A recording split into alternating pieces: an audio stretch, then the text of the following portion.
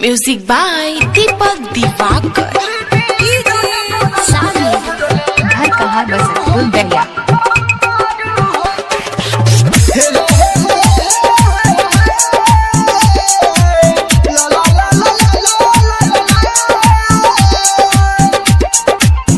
लेके आई तो हर साखी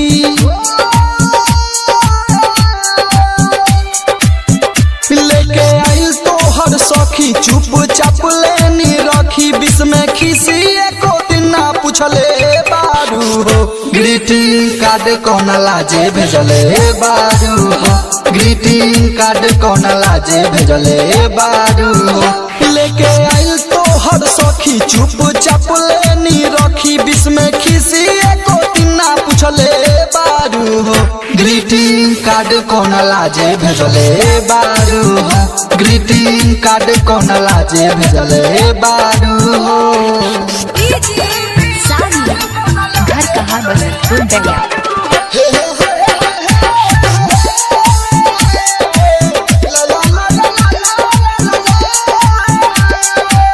बजरंग रिकॉर्डिंग स्टूडियो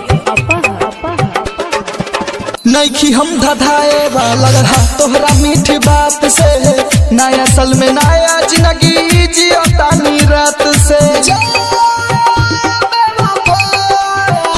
हो नईखी हम धधाए वाला रहा तोहरा मीठी बात से। नया साल में नया जिंदगी जियो तानी रात से। प्यार करे लू देखावा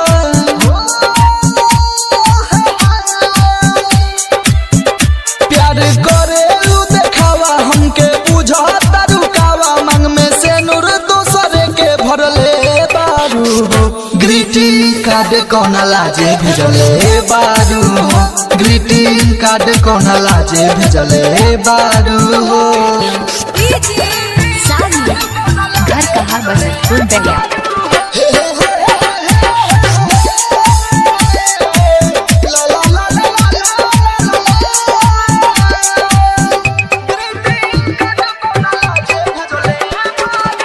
फर्स्ट जनवरी आज अलग बानी जाज हो। यार के संगे पार्टी जाके हो खताया काज हो। फर्स्ट जनवरी आज अलग बानी जाज हो। यार के संगे पार्टी जाके हो खताया काज हो। तो पे जरे हमार खून